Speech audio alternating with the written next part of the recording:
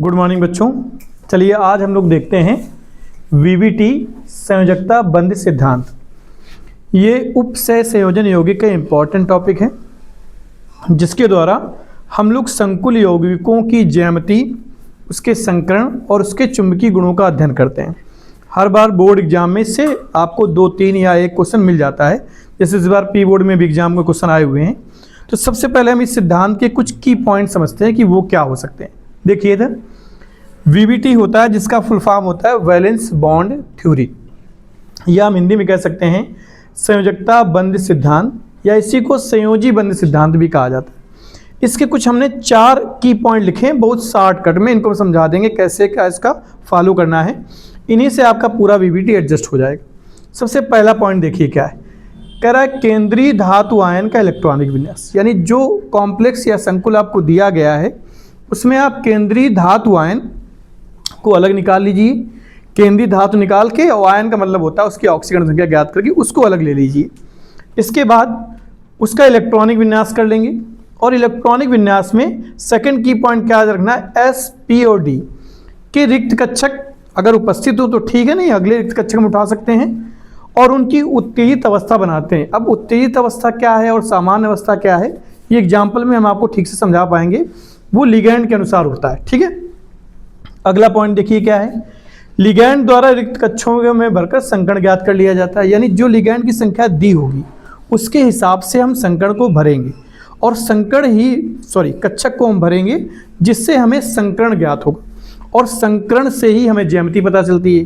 कुछ संकरण की ज्यामिति हमने यहाँ लिख रखी है जो आपके कोर्स के लिए बहुत जरूरी है। जैसे अगर sp3 संकरण आ रहा है तो उसकी जो ज्यामिति होगी वो चतुष्फल की होगी। अगर sp3d संकरण आ रहा है तो उसकी जो ज्यामिति होगी वो त्रिकोणीय द्विपिरामिडीय होगी। अगर dsp2 संकरण आ रहा है तो उसकी जो ज्यामिति होगी वो वर्गाकार समतलीय होगी। और यदि sp3d2 या d2sp3 संकरण आ रहा है तो उसकी जो ज्यामिति होगी वो अष्टफलकी होगी। अब लिगैंड से ही हमें पता चलेगा कि कौन सा संकरण आएगा और कौन संकरण नहीं आएगा। चलिए एक बार इसको पुश करके इसका स्क्रीनशॉट ले लीजिए या नोट कर लीजिए। इसके बाद हम आगे चलते हैं लिगैंड के ऊपर, क्योंकि हमें आगे स्पेक्ट्रोकेमिकल सीरीज या उसको हम कह सकते हैं स्पेक्ट्रो रासायनिक सीरीज के बारे में जानना जरूरी है। वहीं से हमें पता चलेगा लिगैंड प्रबल कौन से होते हैं और दुर्बल कौन से होते हैं, ठीक है। हम इसको इरेज कर रहे हैं, आप इसको पुश करके एक बार स्क्रीनशॉट इसका ले लीजिए। चलिए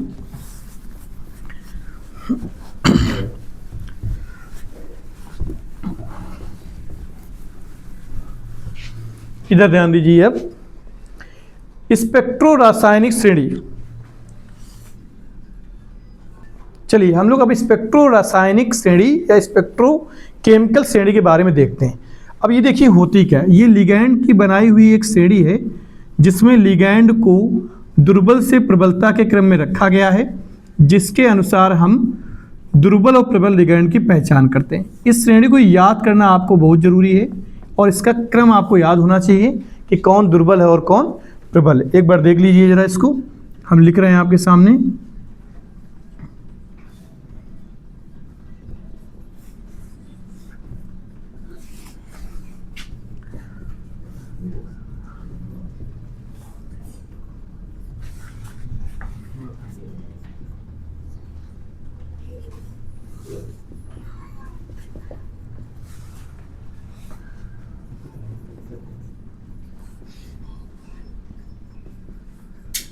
ये देखिए, ये एक सीरीज हमने तैयार की है जिसमें जैसे आप इस साइड चलते जाएंगे वैसे ये दुर्बलता प्रबलता में कन्वर्ट होती जाएगी। लेकिन ये ध्यान रखना है कि कहाँ से दुर्बल है और कहाँ से प्रबल है। तो ये जो आप H2 देख रहे हैं ये दुर्बल लिगैंड में ही काउंट होता है।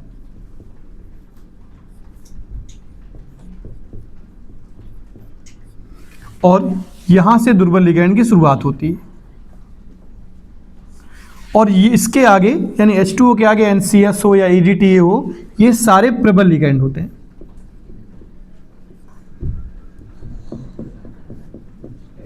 अब दोनों में डिफरेंस क्या होगा, तो जब हम लिगैंड से सामान्य अवस्था से उत्तेजित अवस्था में जाएंगे तो अगर प्रबल लिगैंड होगा तो इलेक्ट्रॉन की पेयरिंग करा के उत्तेजित अवस्था को बना सकता है, लेकिन अगर दुर्बल लिगैंड हुआ तो इलेक्ट्रॉन इलेक्ट्रॉनों की पेयरिंग नहीं करा सकता है, यानी वहाँ सामान्य अवस्था ही हमारी सामान्य उत्तेजित अवस्था रहेगी। ठीक है, चलिए एक एग्जाम्पल इसको एक बार उस करके आप नोट कर लीजिए, फिर हम एक एग्जाम्पल लेके आपको समझाते हैं कि दुर्बल लिगैंड क्या कर सकता है और प्रबल लिगैंड क्या कर सकता है। ओके, उस करके एक बार इसका स्क्रीनशॉट ले लीजिए। चलिए अब इसको रफ करके हम लोग एक एग्जाम्पल लेते हैं ताकि हमें समझ में आए कि वीवीटी होती क्या है और कैसे हम इसका यूज करके उसकी ज्यामिति ज्ञात करते हैं। देखिए सबसे पहला जो एग्जाम्पल हम ले रहे हैं वो सबसे जाना माना कॉम्प्लेक्स है K4 FeCN का होल 6। तो सबसे पहला नियम याद कीजिए, क्या लिखा था हमने, अगर नोट किया होगा तो पहला नियम हमने क्या लिखा था कि केंद्रीय धातु आयन को हम निकालते हैं और उसका इलेक्ट्रॉनिक विन्यास करते हैं।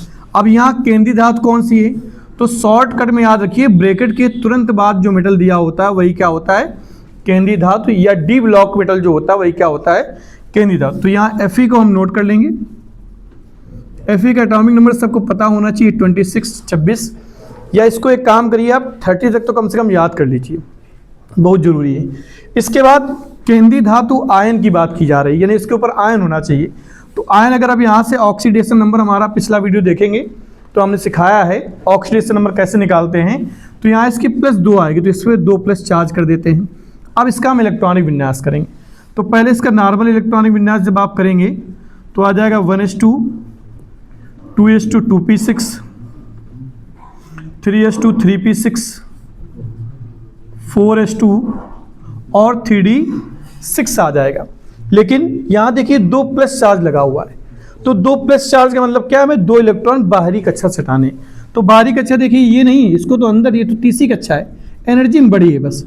बाहरी कक्षा 4s2 है, तो इसको हम क्या कर देंगे 4s0। हमने इसके 2 इलेक्ट्रॉन हटा दिए, चूंकि 2+ चार्ज का मतलब यही होता है कि 2 इलेक्ट्रॉन इसने किसी को दे दिए हैं। अब इसके बाद हमारे पास देखिए उसमें हमने लिखा था सेकंड पॉइंट में कि S, P और D तीनों के हमें खाली कक्षा चाहिए। लेकिन यहाँ पे D की तो खाली कक्षा में दिख रही है, S की भी दिख रही है, लेकिन P की खाली कक्षा कहाँ है। चूंकि P यहाँ देखिए 3P है, वो फुल कंप्लीट भरा हुआ है।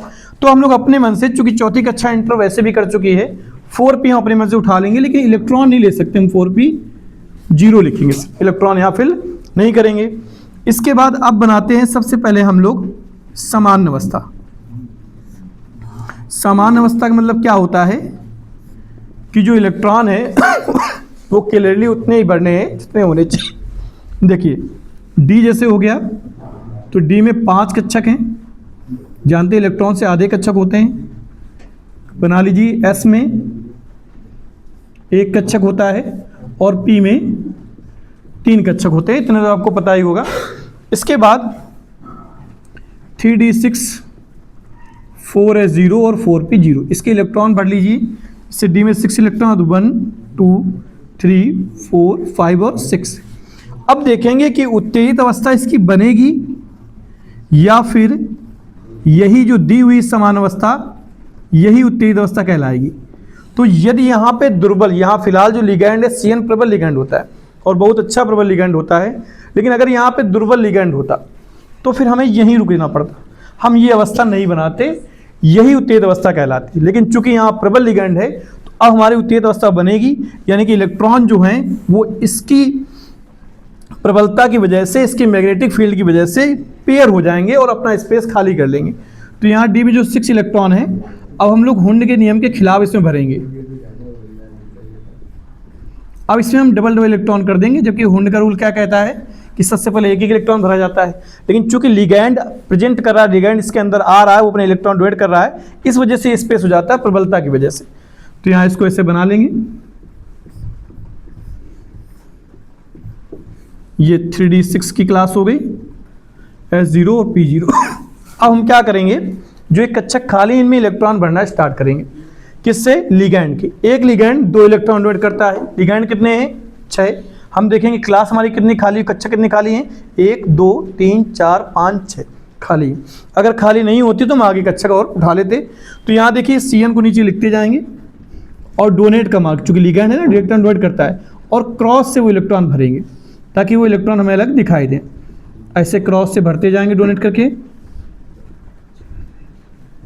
क्रॉस से 2 इलेक्ट्रॉन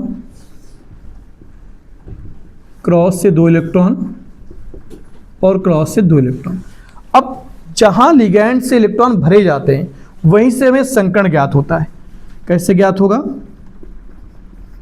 जो हमने लिगैंड भरे हैं जिन कक्षकों के उनको काउंट करेंगे।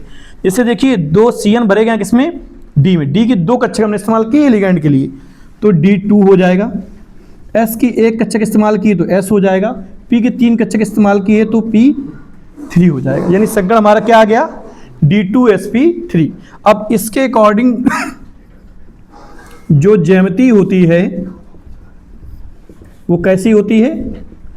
अष्टफलकी। यानी हम बता सकते हैं कि इसकी जो ज्यामिति होगी कैसी होगी?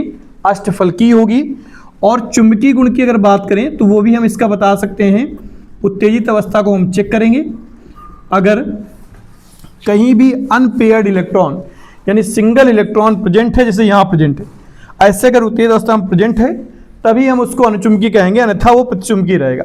तो यहाँ देखिए सभी इलेक्ट्रॉन डबल डबल है तो ये कैसा हो जाएगा? प्रतिचुंबकीय हो जाएगा। तो ये हो गया आपका वीवीटी मेथड, जिसके द्वारा हम एक एग्जाम्पल से समझ पाए कि कैसे क्या करना है। इसको एक बार पुश करके आप नोट कर लीजिए। और इसमें अगर कोई कॉन्सेप्ट आपको या कोई स्टेप समझ नहीं आया तो आप कमेंट बताइएगा, उसको और क्लियर करेंगे। और अब हम लेते हैं एक दुर्बल लिगैंड का एग्जाम्पल। ये प्रबल लिगैंड का हो गया है, इसको पुश करके एक बार नोट कर लीजिए तो इसको मिटा दें। चलिए इसको हम इरेज कर रहे हैं अब।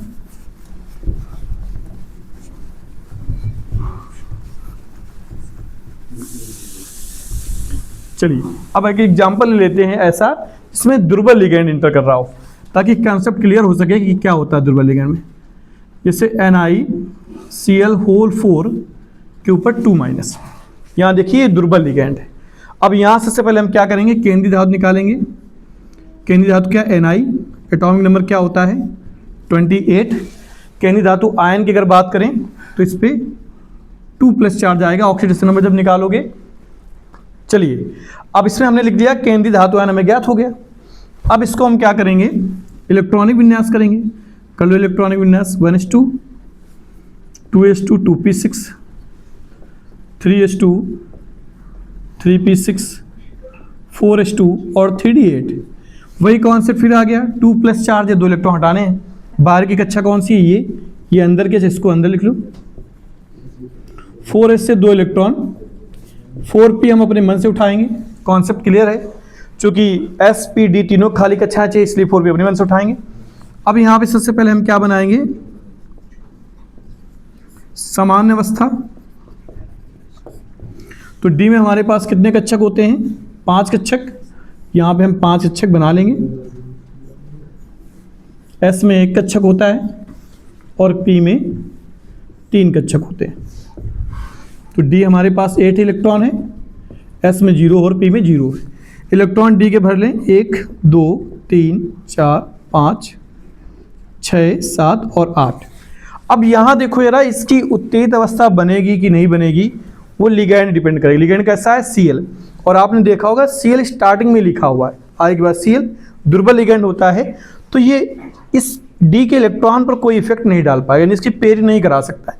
तो यही अवस्था हमारी उत्तेजित अवस्था हो जाएगी, यानी इसी अवस्था में ही हम लिगैंड के इलेक्ट्रॉन भरेंगे। तो यहाँ पे ये दोनों तो खाली नहीं है हमारे पास, चूंकि इलेक्ट्रॉन फिल है इसमें, तो इसको हम टच नहीं कर सकते हैं। हम यहाँ से लिगैंड के इलेक्ट्रॉन भरना चालू करेंगे। तो देखिए लिगैंड Cl कितने हैं? 4। और हमारे पास 4 कक्षक हैं, तो कोई दिक्कत नहीं है, हम इसमें इलेक्ट्रॉन भर सकते हैं। तो यहाँ पे एरो का चिन्ह लगाकर Cl लिखकर 2 इलेक्ट्रॉन यहाँ पे डोनेट कर देंगे। ऐसे इसमें लिखकर 2 इलेक्ट्रॉन यहाँ भी, 2 इलेक्ट्रॉन यहाँ पे भी और 2 इलेक्ट्रॉन यहाँ पे भी। अब इसी के द्वारा हमें संकर्ण ज्ञात हो जाएगा। तो संकर्ण हमारे पास क्या आ जाएगा? एक S ब्लॉक भरा गया और P के 3 ब्लॉक भरे गए हैं, तो ये क्या हो जाएगा? sp3।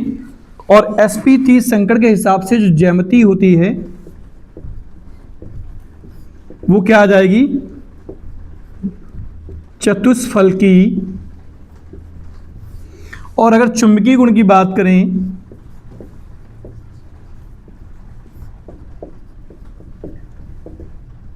तो चुंबकीय गुण में हम देखेंगे तो यहाँ तो समान अवस्था ही उत्तेजित अवस्था है, तो यहाँ इलेक्ट्रॉन जो है वो कैसे हैं, अनपेयर्ड है हमारे पास 2 इलेक्ट्रॉन, तो फिर ये कैसा हो जाएगा, अनुचुंबकीय हो जाएगा। तो देखिए हम लोगों ने एक प्रबल लिगैंड का एग्जांपल ले लिया है और एक दुर्बल लिगैंड का। अब भी अगर इसमें कॉन्सेप्ट में आपको कोई समस्या आ रही है, लगता है कि कोई चीज़ नहीं आती, या किसी का एग्जांपल आप संकुल ले रहे हैं उसका आंसर नहीं आ रहा है, या हो सकता है एक्सेप्शन हो, तो आप कमेंट्स में उस संकुल को फोटो या लिख के डाल दीजिए, तो हम अगला जब वीडियो इसका बनाएंगे तो उसको भी डाल देंगे। फिलहाल कोई कॉन्सेप्ट क्लियर ना हुआ हो तो वो बता दीजिएगा, तो उससे आपकी सारी चीज़ें क्लियर हो जाएंगी। ओके।